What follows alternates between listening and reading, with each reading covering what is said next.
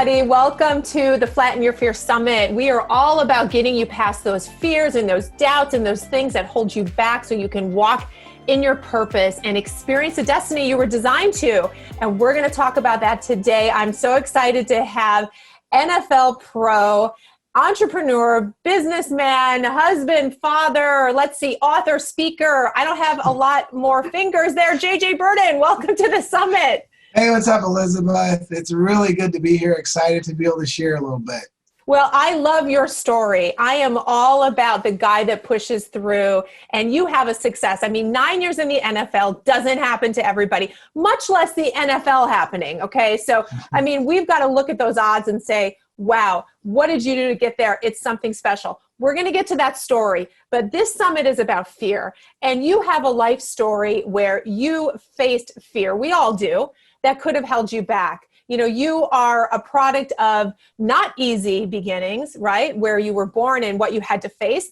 And you got to the height of success. And this is something that everyone can learn from. So I want to take you back to where you were born. I want you to talk about your background and some of the challenges that you faced. And then we'll get into your high school and college career and talk about that. So start us with the young JJ.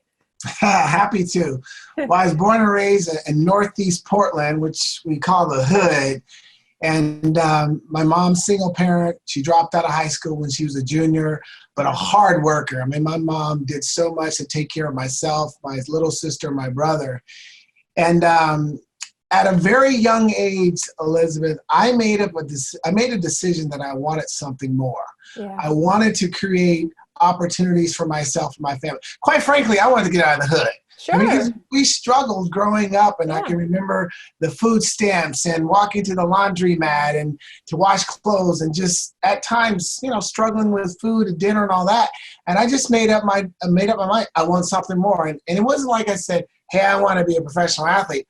I just said, I want something more. I want to get out of here and see the world. And that was kind of the seed that was planted to where I said, hey, whatever I do, whatever opportunity I get, I'm going to do my best so that it can create future opportunities. And so, and it was really more about breaking the cycle because I saw a lot of my family members, my friends, they just all did the same thing. They made the same decisions and they just stayed in the cycle where they just struggled. And I just said, I'm breaking the cycle. So I guess you can say, that's when the seed of motivation, the why was planted right there. I love it. I love it. And breaking the cycle is so important because we can generationally get stuck in the same cycle. I mean, how does someone break out of that, right? What mindset do you need to overcome that? And I'm sure, you know, you're sitting there thinking, I have big plans, but how am I going to do this? I mean, there's a lot of fear with understanding how you're going to move forward. And unfortunately, you're not necessarily around a bunch of people who are like, hey, JJ, go JJ, you can do this, because if they were like that, they would have tried. And so where were you getting your motivation from? Your mom was a hard worker. She was dedicated. Who else was speaking into your life that made you feel like you had possibility? Well, I think the first thing is it was just kind of innate. It was internal because I did some weird things when I was young that you could tell there was something a little different about me. And I remember when I was the age of 7 and we were watching the Olympics. First time I ever saw the Olympics, it was track and field. And first time I saw them run the hurdles. I'm 7 years old and I thought, that's so cool. Yeah. So I run downstairs and I grab a bunch of boxes and I set them up on the sidewalk and I start hurdling over them. And my grandmother peeks out the window and she goes, something's different about that boy. So it was kind of internal, but I will say that my mom set a really good example because she was a welder, you know, not really educated academical, but she was a hard worker. And I remember when she was a welder and she was the only woman that was a welder. And she'd come home, she'd have the heavy gear, the big boots, and we were pulling them off. But she taught me an important lesson right then was that you do whatever it takes to support your family. And that I understood, but I also said, I don't want to be a welder. I want to do something else that I really enjoy. So I think it's a combination of just how I've always been. And then seeing the examples of my mom, my uncle, you know, he was a great athlete, but he would tell me these stories of how he got distracted. He's like, I could have been in the Olympics. I could have been a pro, but I was distracted and say, nephew, don't let that be you. So I had some nice mentors right away. Wow, that's awesome. So you then would you say you made good decisions along the way through high school into college? You kept yourself in the lane? Absolutely, because to me it was pretty obvious. Every day we're faced with decisions, and a decision is going to take you that way, up or down. And I would watch the different, people close to me when they would make the bad decision and how that would affect their lives, and those who would make the right decision and how it would affect their lives. So I was like, right away, don't want to follow the bad example. Let's follow the good example. So through grade school, through high school, I continued, I believe, make smart, good decisions that kept moving me in the right direction. Right. And you're a born athlete, clearly. That was obvious when you were young. And so you get into high school and, you're the guy everyone picks first on the team, right? And you're doing well. And is it only football or did you do other sports? I did track and field too. Yeah. Okay. And then college now, talk about college. You're the star, right? You're in college and you are making it happen. Well, yes, I am. But let's go back a little bit, because my senior year in high school is really when the underdog word kept being thrown towards me. I was the underdog. So what I mean is that my senior year in high school, playing football, I was the number one wide receiver, but I was 5'9", 133. So when all the Division I schools came around, they looked at me and just said, nope, you can't play D1. Go to junior college, go to a small school. Right. So I started developing a chip on my shoulder right there, because they immediately judged me based on what I look like. And so I formed a plan. I thought, okay, I'm going to get into college and prove everybody wrong. And I was a really good track athlete, so I knew I'd get a D1 scholarship. But Oregon was the only school that didn't balk at the idea of me maybe trying football one year.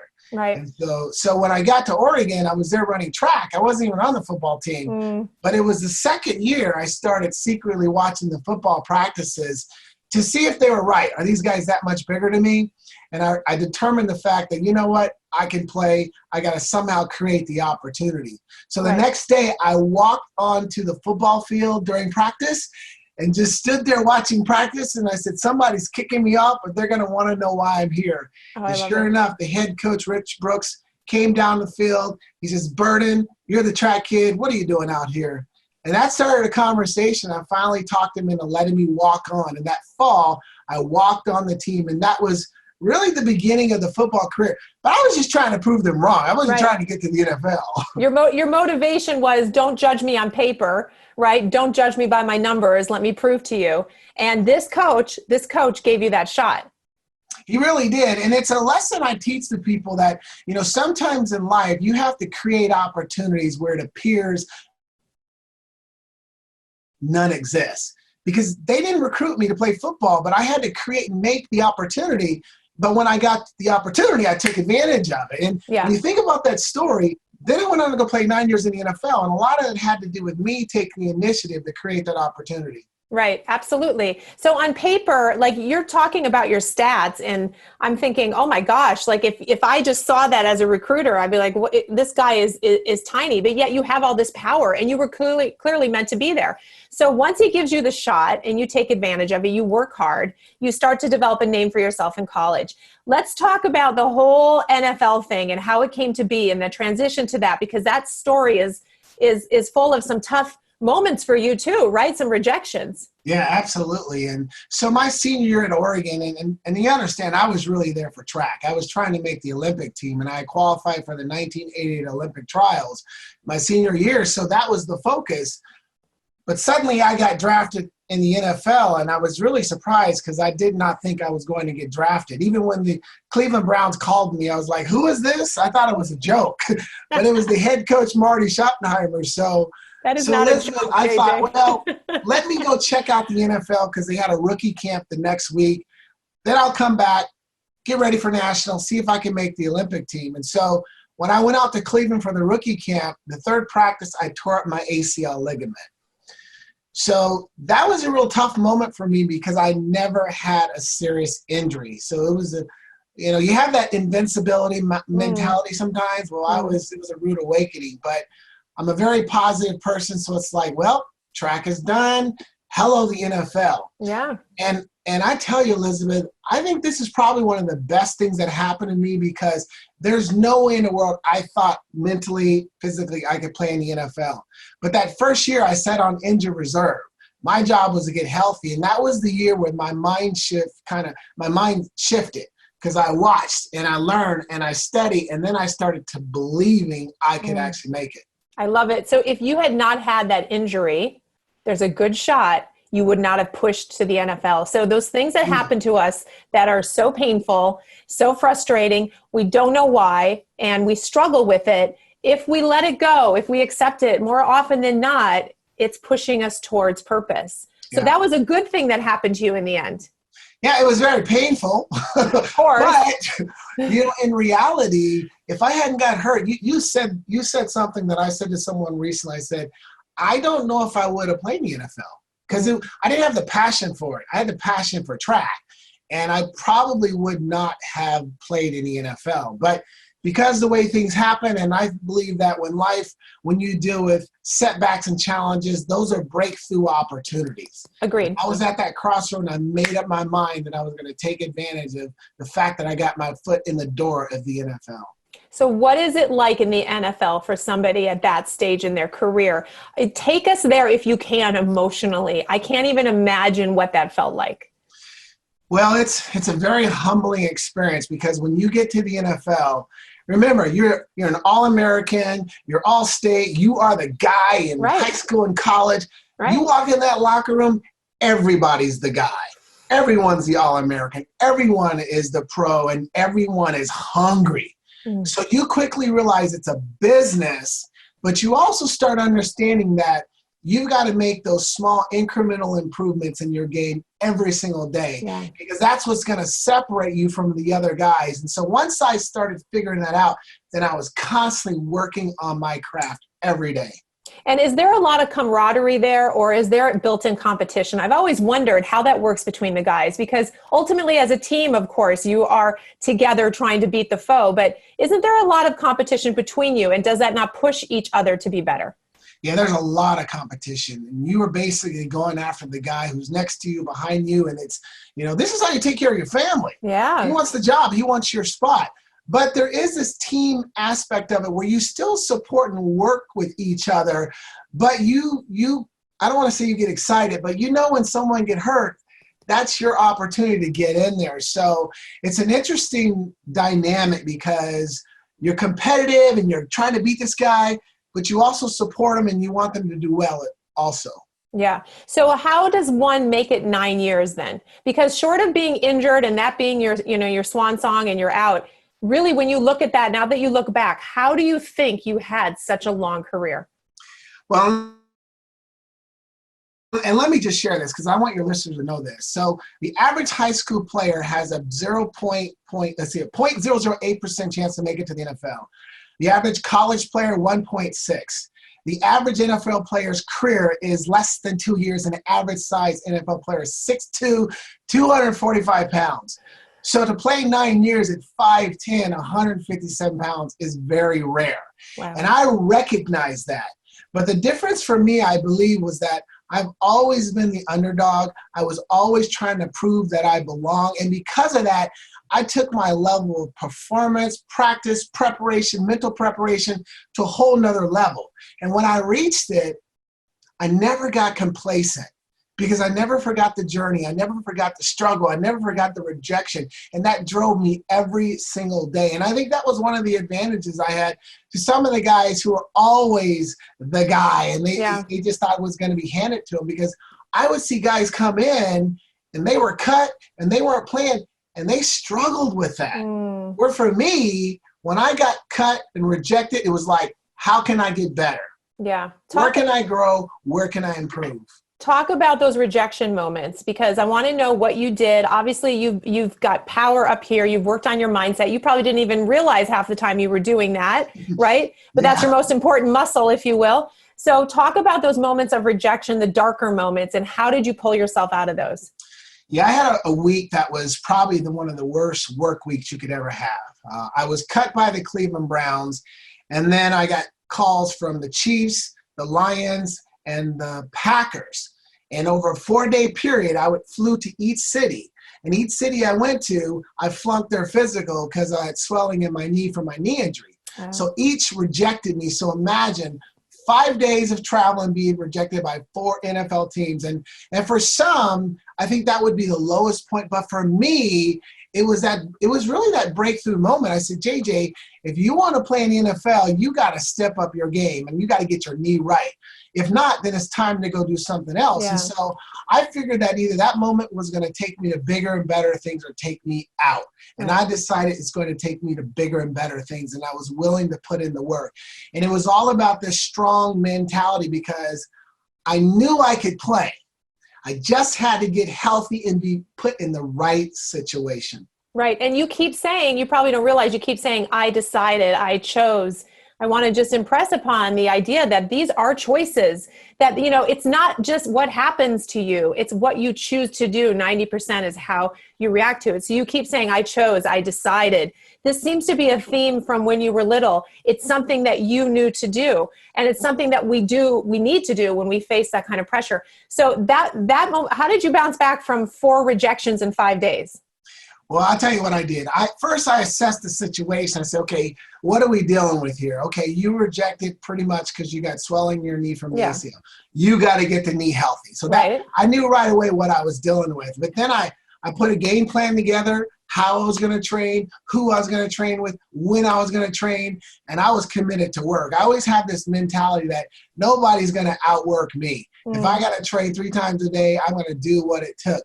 But the other thing was I had to make an intelligent decision because I'm going into my 3rd year, and I know that, guys, if you haven't made it by your 3rd year, you get labeled. You're not going to get a shot. So I had to pick the right team, and I had several teams after me, and the Kansas City Chiefs, they lack speed, and I thought this is the perfect situation for me. So when you match hard work, commitment, discipline, all that, you also have to put yourself in the right position to be able to win.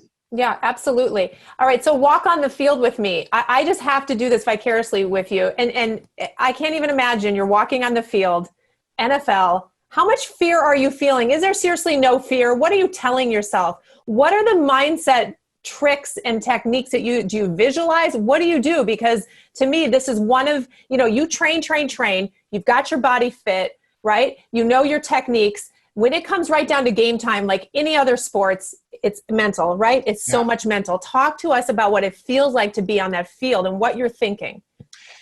Well, it was very humbling right away because when we started practicing, I remember going against the defensive backs, the guys that would cover me. And traditionally, I could outrun these guys and no problem. But my very first practice, I was humbled because I remember I was going against this older guy. I was much faster than. I came off the line, and he grabbed me by my pads, and he threw me out of bounds. And he said, little man, you better do better than that if you want to stay in the NFL because NFL will stand for not for long. Ooh. So that was one of those moments where, like, again, okay, JJ, what are you going to do? And I'm very methodical. So I was like, okay, we got to form a plan. I got to figure out how to beat these guys when they're in front of me. And I just started studying all the veteran wide receivers. So I had mentors and coaches who didn't know they were my mentors, but I would study them and I would ask them questions and I took notes.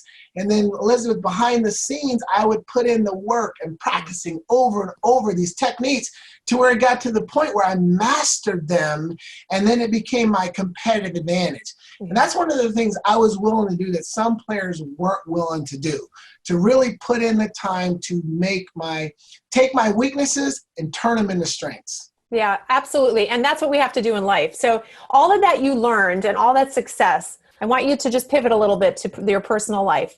How did that show up in your personal life? Choices that you made, difficult things that you overcame. I know you made a big choice when it comes to kids because I've heard that interview about your choice to do something amazing, which I want you to talk about. So how does JJ show up in his personal life? Because, it's not just on the field. It can't be. You've trained your brain a certain way. You approach challenges a certain way. So talk to us about those challenges in your personal life and how you overcame some of those issues. I think one of the things that I've done, I think many people, I've done things that I guess you can say represent that saying, how you do anything is how you do everything. Yeah. And I created these habits of success, so that when I got married and when I started having children, I tried to implement those same, principles in my life as a father, as a husband. And so I guess it was 13 years ago, I got a call from my nephews in Tulsa, Oklahoma. Justin, my nephew, was, "Hey, Uncle, you got to come check on us. There's chaos out here." So when I flew out there the next day, I learned that all 5 of my nieces and nephews were in a pretty bad situation. 24 hours later, I'm in a courthouse standing before a judge, and the judge says, "Mr. Birden, you're next to kin. We're going to put your 5 nieces and nephews in separate foster homes. What would you like to do?" Oh my gosh. So just think about that for a second. That is one of those gut check questions, moments. And to me, I've been in those situations on the football field. It's 4th and 1, and we need a touchdown. JJ, we need you to run. So I've been in those situations, so I knew what to do. The first thing was to call my wife. Yeah. Good job. Yeah. and what's really cool is my wife and I are on the same page, and it took us 5 minutes to make that decision. Let's bring them all home. And so we made that choice because we felt it was the right choice, but we also committed to it. And it was tough, financially and emotionally, but in the end, we merged our family, and I think it's one of the best things we did because it helped them, but it also helped us. Yeah, that's amazing. Now, you talk about it after the fact, but it had to have its moments where you're like, what have I done? Right? Well, how do I do this? I mean, you went from 3 to 8 overnight? Yeah. Yeah. And were they all like similar age group? They were, a couple of them, they were. I mean, they were. They cut, because they ranged from 6 to 16, and my children, my 3 were like, 9, 12, 14, and 16. So we went through a learning curve because first we just matched up the nieces and nephews, and then 6 months we could see the chaos, and we just thought, okay, they need to feel like they're part of our family. So we just shifted everybody around and put like my son with the oldest nephew and my daughter with the niece. And so once we did that, we saw it start coming together because they really felt they were part of the family. But if you know me, I'm very organized. So family meetings, I had like a chart on the fridge that had a spreadsheet so everybody knew their chores. I mean, I'm famous for our family meetings because I just wanted to make sure we were all on the same page. You got to have family meetings. I only have 4, but we have family meetings every night. Otherwise, I don't really know that we could all figure it out. So with yours, you're running a small corporation, let's be honest. I was. And you know what? That's one of the things I learned in sports that I've carried on in the business is that structure.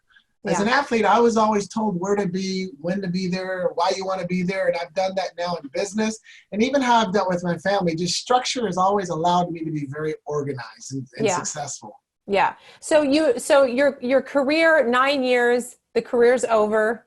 What do you do? What do you pivot? What are you thinking at that point? Well, I think it was about year 4. I was always thinking about life after football because I recognized the odds. And, I heard stories of guys who would just, lose their money and not have anything to transition to. So year 4 and 5, I was thinking about life after football, and I began networking and meeting different people in the business world so that I could transition. And for me, when the 9th year came, I didn't have a passion for the game anymore, and I walked away and retired because I was ready to transition into the business world. And, it took me some time to find my passion, but I really love what I do now as a speaker because I can take the journey that I experienced, the lessons, the wins, the losses, and teach them to others and help them solve the problems they may be dealing with today. And plus, I do recognize it's pretty unique to play in the NFL. There's only been 20,000 people in the history to ever play in that game. So however I can share that content, I want to do that. Yeah, absolutely. And the things that you learned, I mean, sports is the best metaphor for life, isn't it? It's an incredible metaphor. So if you know how to tackle and win and be a champion in that arena, business is like secondary because it really is the same concept, and it really comes down to being strong in the way that you think. So you've been having to pivot now recently as well because all the local speaking engagements or flying to it's all over. So now it's all about meeting people online and connecting online. That's a whole nother level of challenge, isn't it? It really is. Like you said, we've had to, I like to say, call an audible. We've got to change it up. And I spend my time more now connecting with people, building relationships. And I'm testing a lot of content too. If you've been watching me on LinkedIn, I'm testing a lot of content secretly because I'm going to be writing a second book. So that's given me the opportunity to do a lot of writing, but there's virtual meetings, so I'm having to make some adjustments there, but I'm trying to be as productive and still stay on point towards my goals. I had to change up a little bit, but we're still headed in the right direction. So tell us about the first book, and then tell us about what you're working on to the degree that you can with the second one. Well, the first book I wrote was called When Opportunity Knocks, 8 Surefire Ways to Take Advantage. And it's really all about seizing your opportunities, because I feel that I've been the poster child of seizing opportunities. And so I wanted to write kind of a blueprint of here's what it takes, because as you probably know, I mean, through my journey, we've seen so many people miss out on opportunities. Yeah. Or maybe they grabbed the opportunity, but they couldn't really maintain it. And so I thought, if I could share some of my experiences and the choices I made and how it took me to certain levels, maybe I can help someone else do the same. So that was the first book, but I'm really excited about writing the second one because, you know, anytime you do something a second time, you know, you learn from the first lesson. Oh, yes. So this first book will definitely revolve around what's at my heart, you know, helping people overcome. And this is what I call FASCO. You may have seen this acronym I've made up. It represents failures, adversities, setbacks, challenges, and obstacles. You know, and that's what the book is going to revolve around. How do you conquer those moments and take yourself to bigger and better heights? I love that. I love that. So now I want to know when it's going to be done. Well, I've got the outline written. Okay. And I'm testing content right now. So no pressure at all, JJ. I'm excited about doing it because, as you know, as a speaker, I've been a speaker for years, but I've been a professional paid speaker 5 years. And, you know, I've started thinking I've come into my own in terms of what I like to talk about, what I like to share, and what I think value-wise I can give to people like you've already shared. How many people have felt like an underdog? Yeah. I mean, even in the business world, maybe you're sitting next to the guy that went to Harvard and you went to some community college, you know, and maybe you feel like that underdog. And I want to take those underdogs and tell them that, no, you still can win. You still can compete, you know. Yeah. So. Yeah. We need to get you an underdog cape. Do you remember the underdog cartoon? I sure do. Maybe that's a cover of the book. I feel like that's kind of come into play somewhere. That's good. Seriously. I love it. So how can people find more about you, where your content generally is? I know you do a lot in LinkedIn. Your website is great. You've got some clips of your speaking, and obviously you're still available to speak. It's got to be virtual, but tell us about all the places JJ is and where we can get more. Yeah, definitely jjbirden.com. That's the hub. So you can access me from there and learn a little bit more about my speaking and just the content I share and videos. And then I'm all over social media under the name JJ Birden. I truly love to engage with people, but I love to give them value. So when you see me posting something, I don't post just to post. There's some kind of teaching point behind everything I share on social media. So yeah, definitely reach out and connect with me. Yeah, I love it. You're very inspirational. And if you don't dub yourself the underdog, then I'm going to. But I mean, really, you're incredible. And a lot of people will be so really inspired, no matter what they think is holding them back. I mean, look, there was nothing you could do about your height. There was nothing you could do about your weight, at least not in a healthy way that would make you an athlete. There was nothing you could do about that. But yet, look what happened. And that is a story that needs to continue to be told. So I appreciate you telling it. And I really believe somebody's been inspired by that. And when the book comes out, you're coming on the podcast with me, okay? All right, I look forward to it. Okay, so hurry up, get writing. All right. All right, JJ, thank you so much. We'll talk soon. All right, thank you.